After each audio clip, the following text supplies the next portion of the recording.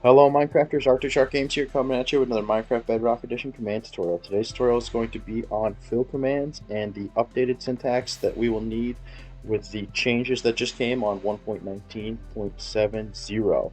So without further ado, let's get right into it. I highly recommend that you guys do these fill command tests, practice with the fill command on a test world.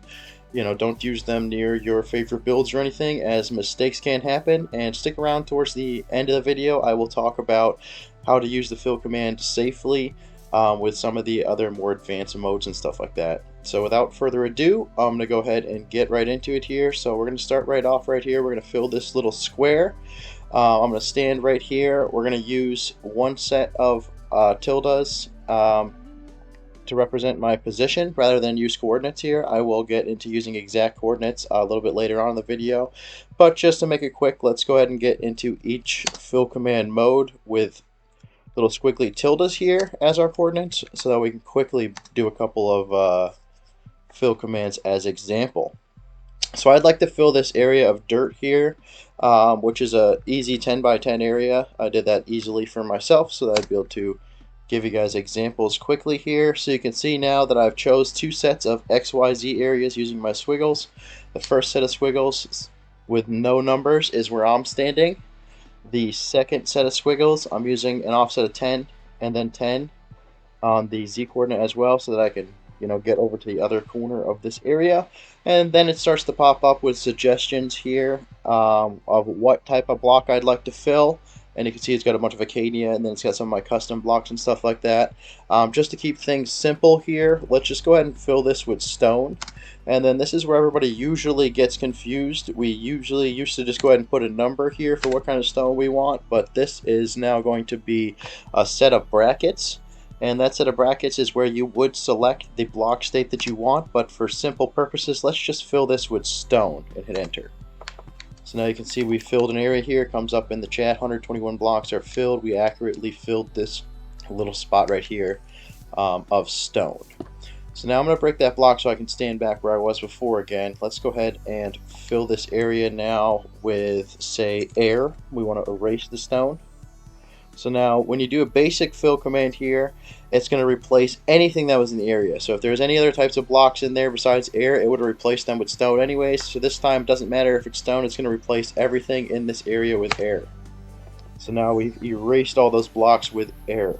So now if you make a mistake, that can be pretty devastating. So I highly recommend that you guys stick around and use either the fill keep or the fill replace portions of the command, just because those are a little bit safer than using a basic fill.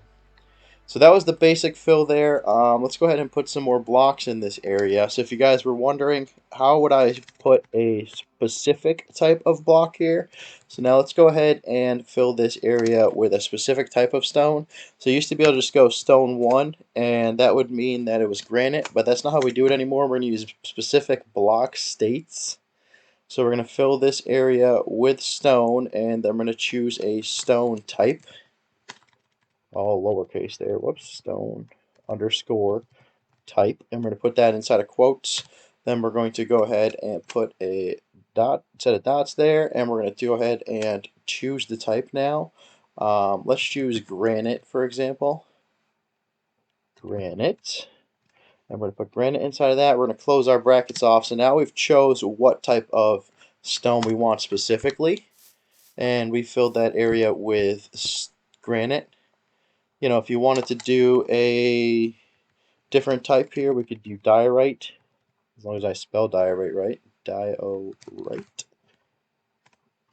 And that's how we do different types of specific blocks. They have a block state list on the Minecraft wiki page, I believe it is. I will post a link inside the description that has a list of all the different types of block states for Bedrock, as it gets quite confusing. We certainly can't go over all of them for this video. So for my next type of fill command here, I would like to do a few different things with this area just to represent that we have different block types here. So now you can see that in the area we're messing with, we have some dirt, we have a couple of custom blocks, and we have the diorite. And then actually let's leave an air pocket here. So we're going to start off with some air there. So we're going to go back to our position, And then we're going to use a different type of fill command here. We're going to go ahead and do fill our two sets of coordinates. Then we're going to do stone. We're going to choose our type, and we're going to go ahead and do keep. And what keep does is keep, I believe, is going to just go ahead and fill the air zones. It won't actually replace any blocks. So you can see how the stone, I had a piece of air here because that's where I was standing, and the stone only filled these zones here because that was what was empty. So if you're hoping to like build structures that are just replacing air, fill keep is probably the safest way for you to do that, because that way if I had made a mistake, all my beautiful diorite here, would not get erased. So then another type of command that I would like to show you guys here, let's just make another air pocket for example. So now we have several different types of blocks in there, and if I wanted to say replace only the diorite, and then we're not going to replace the dirt, the custom blocks, the air, any of that stuff there, the stone, that'll all stay. So let's go ahead and get our set of coordinates back in here. So we're going to go fill two sets of coordinates, and then let's choose something new here. We're going to do log, and then we're going to go ahead and just choose the basic log, which should be oak, and then we're going to go replace. And then we're going to go ahead and choose which block we would like this to replace. So I'd like to get rid of that diorite. So the way that we put diorite is like this. So stone, and then we're going to go ahead and stone type, just like we did before. Put the dot there, and then we're going to put another set of quotes here, diorite. I always struggle spelling diorite, there we go. And then we're going to replace all the diorite in this area with logs. And then you can see if I wanted to replace the normal stone there, we would have just done the normal set of brackets and that same exact thing, because stone, the basic version of that block, the empty brackets, is going to be just that basic stone there. So let's go ahead and replace that basic stone, and I don't know, let's try to replace it with a different type of wood here. So I think this one is kind of a confusing name. It's old log type, possibly. And then we're going to go with the dots, like this. Let's try birch. And then you can see that we went ahead and replaced the old stone, or the regular stone, with the birch. So that's another type of thing there, is fill replace is probably the safest fill command. I highly recommend you basically just use fill replace pretty much all the time if you can, because fill replace is not going to destroy anything. It'll leave the air, it'll leave everything just as it was. If you make a mistake, all you would have had to redo is replace the logs here, which we shouldn't make a mistake because we intentionally told it to use logs to replace diorites. That's personally is my favorite type of fill command. And then let's move on to the next type of fill command here, which is going to be fill destroy, I think it is. So we're going to go in here and we're going to go fill, let's try air, and then we're going to do destroy. Now destroy, you want to be careful with. You don't want to do massive areas of fill destroy, because fill destroy is going to drop all the blocks or all the items as actual floating items rather than just delete them, and that can get a little bit laggy if you do too big of an area. So you can see now we dropped all those blocks here. That was pretty cool right there looking. But if we had done that, like say to some massive mountainside or desert or something like that, we're going to make quite a mess and we can get a little bit of lag going there. One quick thing that you can do that's pretty cool with the fill destroy is you can actually use it to destroy chests and stuff like that. Oops. So let's just give ourselves a chest real quick. And we just collected a bunch of junk items here. We're going to put the chest in that same position just to make it easy. Alright, and then we're going to destroy that chest underneath me. Let's make sure I'm floating here. I'm going to go up a few blocks. We're going to change our set of coordinates this time to just be underneath us. We'll go 5 just to be safe. And we're going to destroy, and you'll see that whatever blocks, I'll probably get some of the dirt and stuff too, but whatever blocks that this destroys, even the chest will actually drop all its items. So all those items inside the chest started floating around and all that kind of stuff too. So that's a pretty cool way to get items floating if you wanted to intentionally do that. That's probably the most useful use for the fill destroy that I use it for, at least. So now let's go into the next mode here. So we're going to go here and type ourselves 2 sets of coordinates so we can see all the types of things pop up. We're going to go stone. And then our next option was going to be, yeah, we didn't do hollow and we didn't do outline. Okay, so let's do hollow. Let's make an example here for hollow. Would be, we're going to put a bunch of stuff in the middle here. So hollow is going to make ourselves a nice big cube. Basically, I'm going to use it to make like a little room here.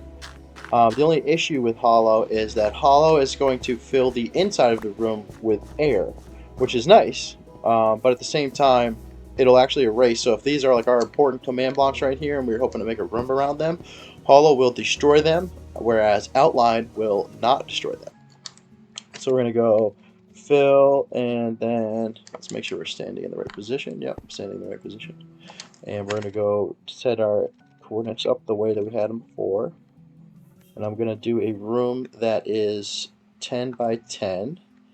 And let's make that room out of sea lanterns, because I like sea lanterns. And then I'm going to go, boom, sea lanterns. Oh, wait a minute. I didn't put hollow. I did a normal fill command. Alright, so we did a normal sea lantern fill command. Let's get rid of those for a second there, because we want to do a hollow command. Okay, got rid of our sea lanterns.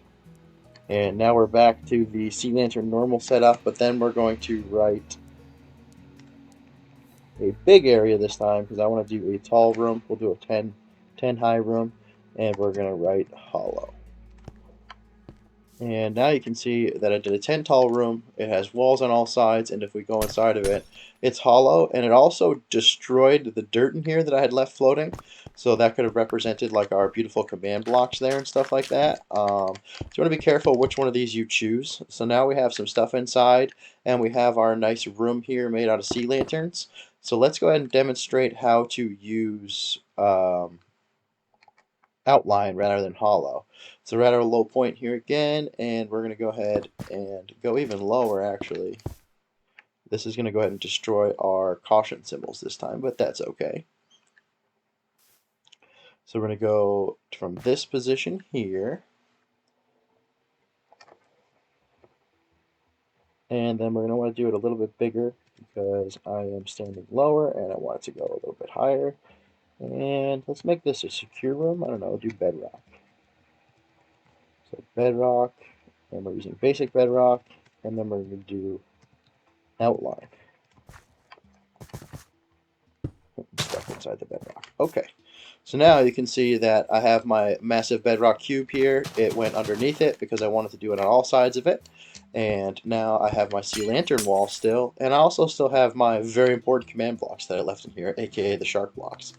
So everything in the inside is kept, whereas hollow would have replaced all this stuff with air. So outline and hollow are two awesome ways that you guys can use to make different rooms and stuff like that. So now that's the basics of the fill command there. Let's go ahead and we'll just leave our room there. Let's go ahead and go over here for a second. We're going to talk about a few different ways to type in coordinate sets. So if you guys were confused about how I was doing that earlier, I just wanted to move quickly there, but this is how exactly all this works here. So these tildes are offsets basically, so this is the position I'm standing. The squiggle line, squiggle line, squiggle line is the actual block that's underneath my person. So this first squiggle is the x coordinate, the second squiggle is the y coordinate, and the third squiggle is the z coordinate. So that's how we were choosing coordinates based on squiggle lines earlier. So the first set of coordinates then is going to be where I'm standing, and then the second set of coordinates is 3 more squiggle lines here. So now we have 6 squiggle lines, and then that's going to be the opposite corner of where we build. So if we were to go ahead and put positive 10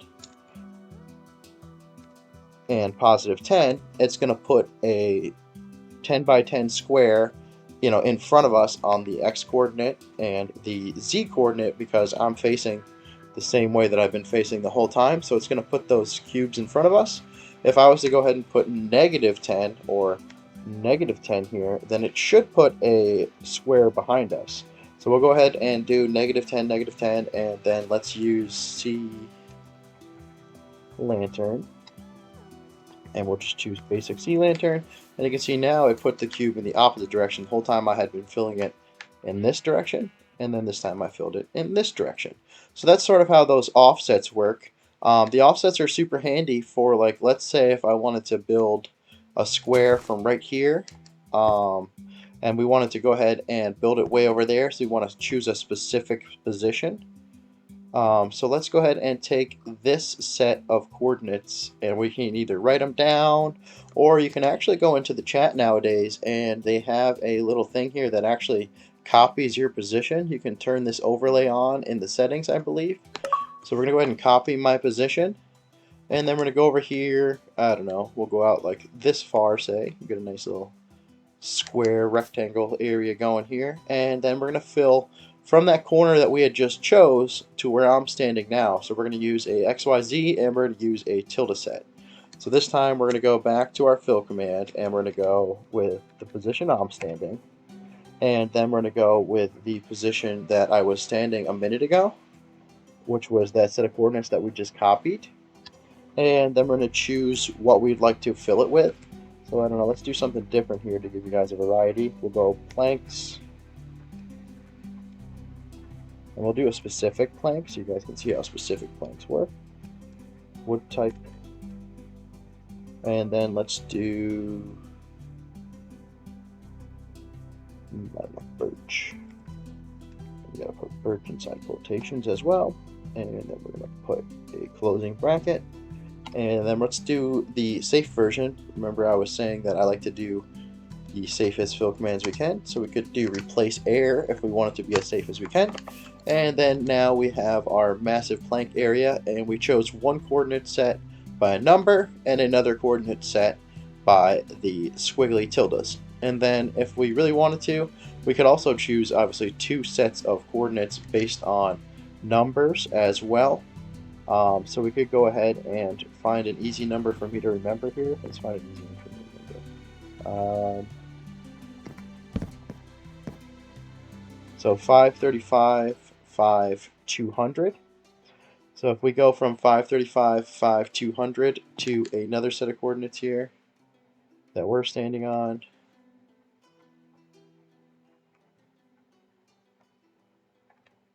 I'm not going to be able to remember all these coordinate sets. Let's copy paste this one just to make it easy.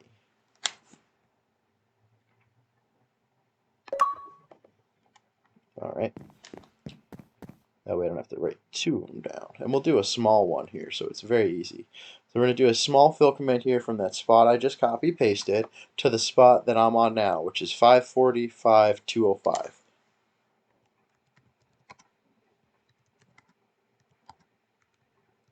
So there's that first set of coordinates, and then that's that second set that I copy pasted. And then we're going to choose something here. Let's do something quick here. We're going to do stone, replace air. And then you can see now that we did it with two sets of XYZ. So if you guys weren't sure about how to choose your coordinates, that's basically how. And then if you're saying, Arctic, I want to fill massive areas with the fill command, well, one way to do that is to obviously choose two sets of coordinates really far away, and then you're going to wonder, oh, well, how come I keep getting the can't place blocks outside the world error? Well, it's because you're trying to fill an area that's too far outside of your simulation distance. So these blocks actually need to be simulated. So for most people, their distance is like about 4 chunks in each direction, roughly the size of like a ticking area type of thing. So basically that's all that's loaded around us at any time. And if we try to fill an area way bigger than that, then it's just not going to work. So let's just try to fill, for example, on this layer of stone right here. We're going to copy this set of coordinates. Oops. And then we're going to fly really far away.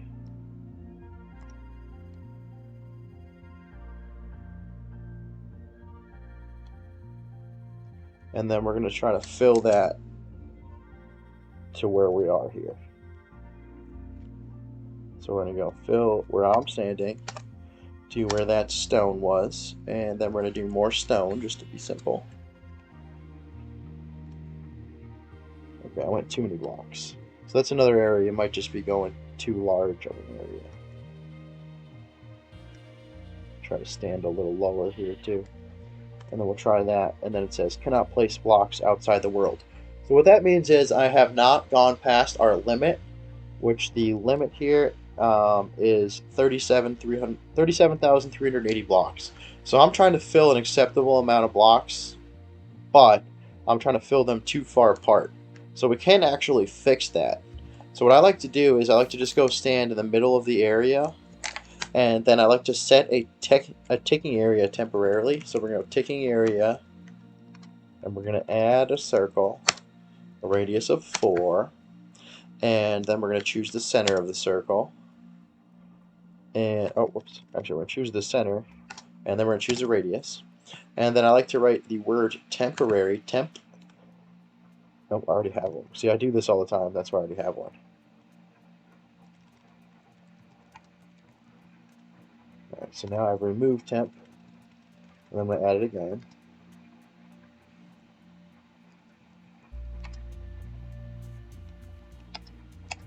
Alright, so now we've tried a ticking area, add circle, tilde, 4, and then I just write temp so that you can see it's easy to remove. And now I have a ticking area right here, so this area should be loaded now all the time. So you're going to make sure that you remember to actually remove it. And then if we go back over here and we try to run this fill command from where I'm standing to that set of coordinates with a stone, we should be able to fill an area that's way larger than we're normally able to fill with those without a ticking area. Like the normal fill command would have came up and told me that it can't place blocks outside the world there. So if we go ahead and remove that ticking area again, now that we're done, so we're going to ticking area, remove temp. Oops. I spelled remove wrong. Remove temp. Then now I'll try that same fill command that we just succeeded with filling the 7,000 blocks, and you'll see that it'll say cannot place blocks outside the world. So putting that ticking area over here and loading it actually fixes that.